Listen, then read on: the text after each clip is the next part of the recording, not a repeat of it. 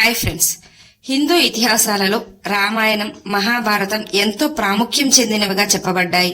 ఈ ఇతిహాసాలలోని వీరులు అస్త్రశస్త్ర కళల్లో గొప్ప ప్రావీణ్యం పొందినవారు. ప్రధానంగా ఈ ఇతిహాసాలలోని వీరులు విలువిద్యను ఎక్కువగా నేర్చుకునేవారు. మహాభారతంలో అయితే విలువిద్యకు ఎక్కువగా ప్రాధాన్యత ఇచ్చారు. పరశురాముడు, ద్రోణాచార్యుడు లాంటి వారు విలువిద్యను వారి వారి శిష్యులకు అందించారు. ద్రోణాచార్యుడు ఆర్యవర్త రాజులందరికీ విలువిద్యను నేర్పి గొప్ప గురువుగా పేరు తెచ్చుకున్నాడు. అర్జునుడికి అందరికంటే ఎక్కువ విద్యను అందించాడు ద్రోణాచార్యుడు. అర్జునుణ్ణి గొప్ప విలుకానిగా తయారు చేశాడు.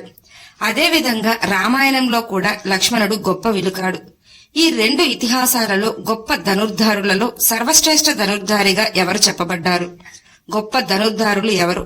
వారి యొక్క శక్తి సామర్థ్యాలేమిటి? ఎవరు సర్వశ్రేష్ఠ ధనుర్ధారి అని మీరు అనుకుంటున్నారో తప్పకుండా కామెంట్స్ లో తెలపండి.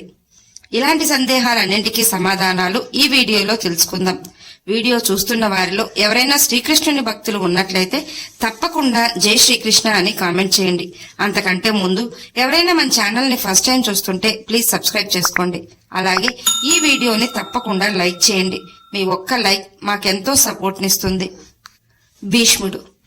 భీష్ముడు శంతనునికి గంగాదేవికి జన్మించిన కుమారుడు. వశిష్ఠ ముని వద్ద గ్రంథాల గురించి, వేదాల గురించి అభ్యసించాడు.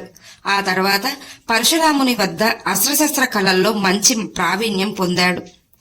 భీష్ముడు యుద్ధ విద్యల్లో బాగా ఆరితేరినవాడు.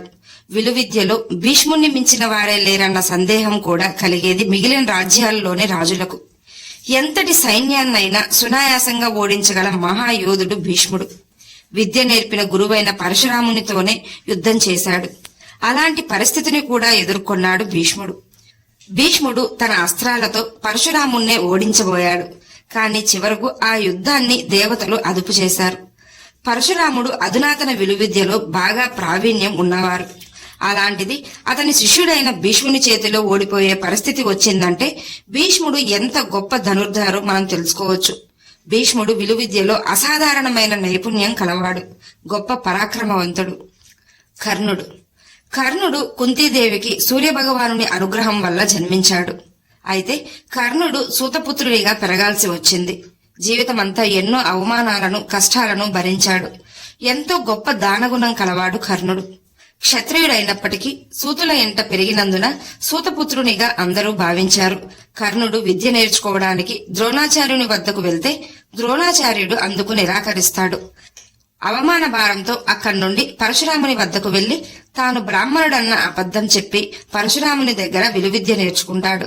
ఎంతో సాధన చేసి గొప్ప విలుకానిగా తయారవుతాడు. కర్ణుని వీరత్వం చూసిన దుర్యోధనుడు కర్ణుణ్ణి చేరదీసి అంగరాజ్యానికి రాజును చేస్తాడు.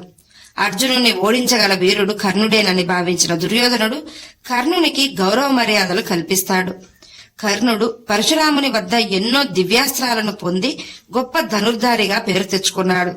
కురుక్షేత్ర యుద్ధంలో కూడా భీష్ముడు అంపశయ్యపై ఉన్నప్పుడు కురుక్షేత్రంలో అడుగుపెట్టి అభిమన్యుడు లాంటి మహాయోధులను వధించాడు.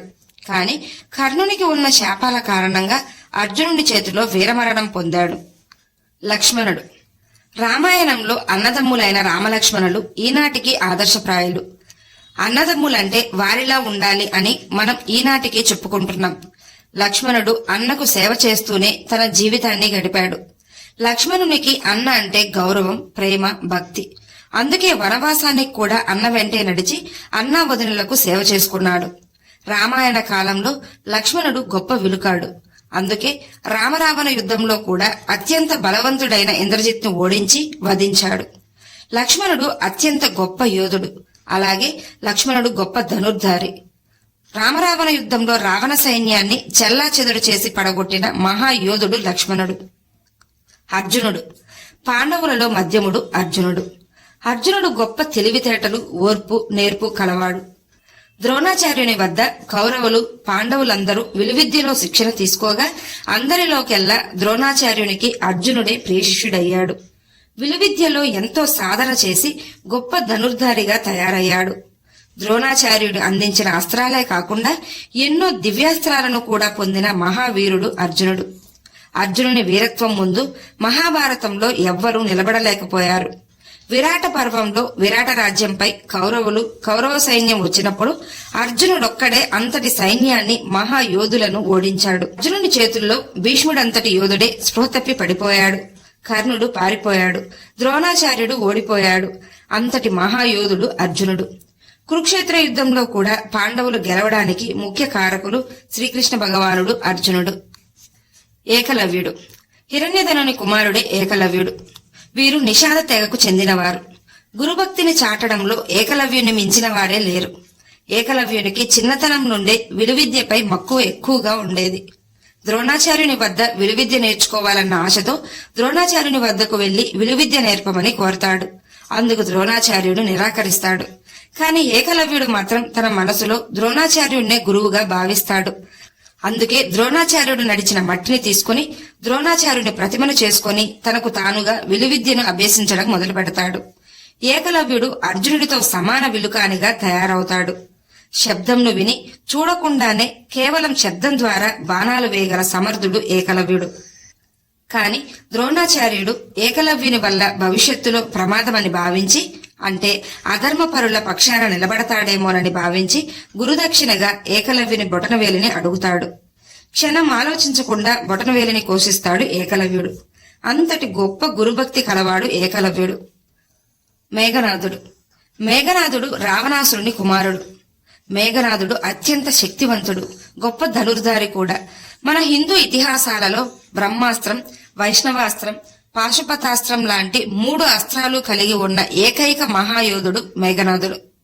ఇంద్రుణ్ణి సైతం ఓడించిన శక్తివంతుడు. అందుకే అతనికి ఇంద్రజిత్ అనే పేరు కూడా వచ్చింది. విలువిద్యతో పాటు ఎన్నో మాయాశక్తులు కూడా తెలిసినవాడు. ఇంద్రజిత్ను చంపడానికి లక్ష్మణుడు మాత్రమే సమర్థుడవ్వడం వలన లక్ష్మణుడి చేతిలో మరణించాడు మేఘనాథుడు. అభిమన్యుడు. అర్జునుడు సుభద్రల కుమారుడే అభిమన్యుడు.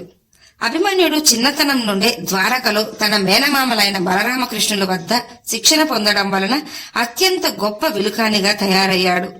ఇంకా ప్రద్యుమ్నుడి వద్ద, సాత్యకి వద్ద యుద్ధ మెలకువలు కూడా నేర్చుకుని గొప్ప ధనుర్ధారి అయ్యాడు.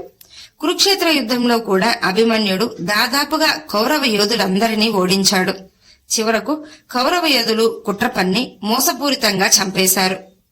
వీరందరిలోకి మహాభారతంలో అర్జునుడు సర్వశ్రేష్ఠ ధనుర్ధారిగా చెప్పబడ్డాడు. రామాయణంలో రామలక్ష్మణుడు గొప్ప ధనుర్ధారులుగా చెప్పబడ్డారు. మీరు ఎవరిని సర్వశ్రేష్ఠ ధనుర్ధారి అనుకుంటున్నారో తప్పకుండా కామెంట్ చేయండి. ఈ వీడియో మీకు నచ్చినట్లయితే లైక్ చేయండి, షేర్ చేయండి, అలాగే సబ్స్క్రైబ్ చేసుకుని పక్కనే ఉన్న బెల్ ఐకాన్ని ఆన్లో ఉంచుకోండి. Thanks for watching.